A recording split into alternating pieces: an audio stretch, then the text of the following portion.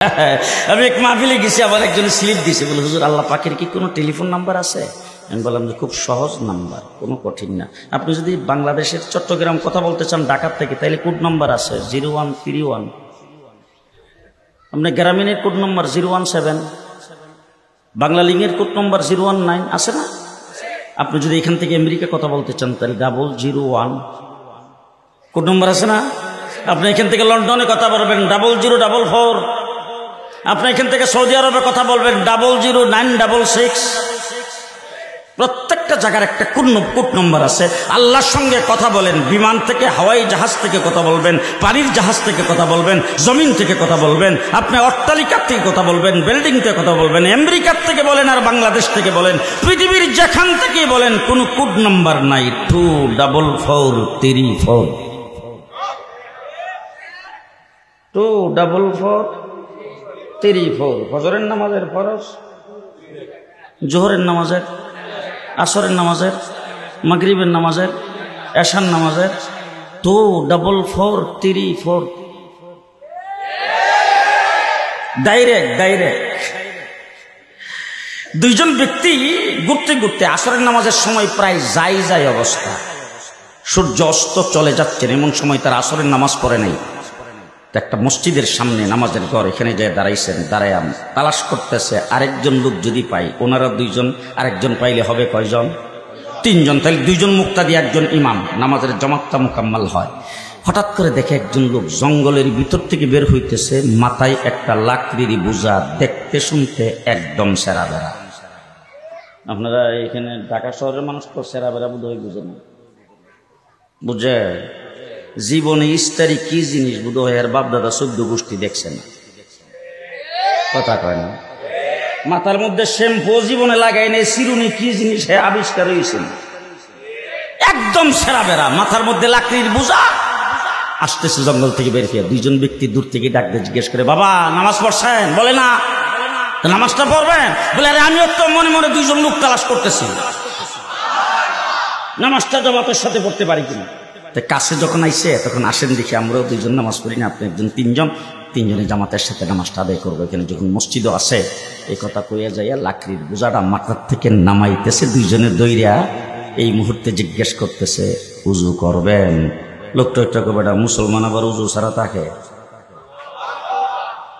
যেই কইছে যে মুসলমান আবার উজু ছাড়া থাকে, এ দুইজন মনে মনে ভাবতেছে বাবা দেখতে শুনতে সারা বার হইলে কি ভিতর দিয়ে মাল আছে।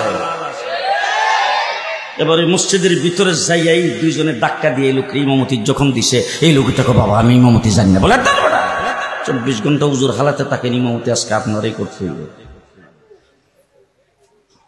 ইমামতিতে খাড়া করার পরে পেছন দিক থেকে একজন একামত দিয়েছেন, আল্লাহু আকবার করে নিয়ত বান্দা যে খাড়া হইছে, রুকুতে যাওয়ার আর খবরও নাই, চলছে। পেছন থেকে দুইজন তো মহারাগ হইতেছে, সূর্য অস্ত চলে যেতেছে, নামাজের টাইম চলে যেতেছে, আখেরি সময় ইমামতিতে খাড়া করলাম, হাই প্রথম রাকাতই তো গেল। অনেকক্ষণ পরে রুকুতে গেছে, এখন আর মাথা উঠায় না। যেও কোন রকম মাথা উঠাইছে, সেজদায় যাওয়ার পরে পেছন থেকে দুইজন মনে করছে মনে হয় মারাই গেছে। এইভাবে 4 রাকাত নামাজ শেষ করে যখন খালি সালামটা ফিরেছে, দুইজন ব্যক্তি পেছন থেকে ডাক দিয়া কয়, সর্বশেষ সময় আসরের নামাজের সময় চলে যাচ্ছে, তোমাকে ইমামতি দিয়া আমরা দুইজন মুক্তাদি হয়ে তোমাকে নামাজের মধ্যে দিলাম, তুমি এত লম্বা নামাজ কি পড়লা? সূর্য অস্ত চলে গেছে, মাগরিবের নামাজের টাইম তো পার হয়ে যাচ্ছে মনে হয়, তাইলে নামাজটা তো কাজাই হয়ে গেল, তাইলে এত তাড়াহুড়া করে আসরের নামাজ পড়ে লাভটা কি হইল? এই লোকটাকে এই জন্য আমি কইছিলাম ইমামতি আমি জানি না। বলে বেটা জানো না যে তোমার ইমামতি খাইলাম পরে আসরের নামাজের সময় এত লম্বা সূরা তুমি কি পড়লা? তুমি এত যে আসরের নামাজটা তুমি কাজা করে দিলা। এই লোকটাকে দেখেন কাজা যদি হয়ে থাকে তো আমারও হয়েছে, আপনাদেরও হয়েছে। নামাজ যদি দুহাইয়া পড়া লাগে, কাজা পড়া লাগে, তো আমারও পড়া লাগবে, আপনারও পড়া লাগবে। খামাখা তর্ক করে তো লাভ নাই। মসজিদ থেকে বাইরে যায় একটু দেখেন না আসলে কি সূর্য অস্ত চলে গেছে কিনা, নামাজটাকে আসলে কাজা হয়ে গেছে কিনা। যদি কাজা হয়ে যায় তাহলে সবাই মিলে আবার কাজা করে নেব। দুইজন ব্যক্তি মসজিদ থেকে বাইরে যায়, দেখে সূর্য যেখানে ছিল ওখানেই আছে। দুইজন ব্যক্তি একসাথে দৌড়াইয়া লোকটাকে জড়াইয়া ধরে ডাক দেখো, বাবা বুঝতে পারি না আসলে কি কেরামতি আর কি জাদু, কি করেছো তুমি, এত লম্বা নামাজ আদায় করলা, তারপর সূর্য যেখানে আসে এখানেই আসে, ঘটনা নাকি বুঝতে পারলাম না। তখন সেই ব্যক্তি ডাক দেখো, শোনো, হাদিসের মধ্যে আছে নামাজ সম্পর্কে রাসূল বলেছেন নিসফুল লাইল নিসফুল্লাহ, অর্ধেক হলো বান্দার, অর্ধেক হলো আল্লাহ। আমার অর্ধেক আমি আল্লাহরে দিয়া আল্লাহর কাছ থেকে বাকি অর্ধেক নেওয়ার পরে সামনের দিকে বাড়ি। এত জোরে না, এত জোরে না, আস্তে আস্তে। আমার অর্ধেক আমি আল্লাহকে দেওয়া দেই, বলি আলহামদুলিল্লাহ রাব্বিল আলামিন। আল্লাহর অর্ধেক হইল আল্লাহ ফেরেশতাদের মজলিসে ডাক দিয়ে বলে হামিদানি রব্বি, বান্দা আমার প্রশংসা করেছে, রবের প্রশংসা করেছে। তা আল্লাহর কাছ থেকে যতক্ষণ হামিদানি রব্বি শব্দ না শুনি ততক্ষণ সামনে পড়তেই থাকি, পড়তেই থাকি, পড়তেই। রুকুতে যখন যাই তখন সুবহান রাব্বিয়াল আযীম বলতেই থাকি, বলতেই থাকি। যখন রুকুতে যাওয়ার পর সুবহান রাব্বিয়াল আযীম বলতেই থাকি, বলতেই থাকি। আল্লাহ যখন বলে রুকু কবুল হইছে তখন মাথা উঠাই। সেই লোকটার নাম হলো খাজা উসমান হারুনি রহমতুল্লাহি আলাইহি, খাজা মঈনুদ্দিন চিশতি রহমতুল্লাহি আলাইহি। ও আমার ভাইরা, হযরত মুসা আলাইহিস সালামকে আল্লাহ বলেন, মুসা তোমার সঙ্গে কথা বলি পর্দা সহ, আর ওই উম্মতের সঙ্গে কথা বলবে উইদাউট পর্দা, কোনো পর্দা নাই, ডাইরেক্ট। খুশি না বেজা?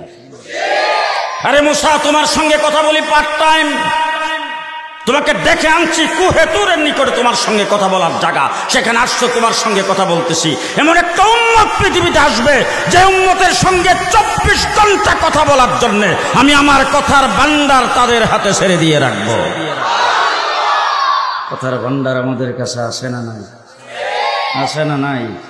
হযরত ওমর ইবনে খাত্তাব রাদিয়াল্লাহু তাআলা আনহু বলতেন, আমি যদি আল্লাহর সঙ্গে কথা বলতে চাইতাম তখন আমি নামাজে দাঁড়াইতাম, আর আল্লাহকে যদি আমার সঙ্গে কথা বলাইতে চাইতাম তখন আমি কোরআন তেলাওয়াত করতাম।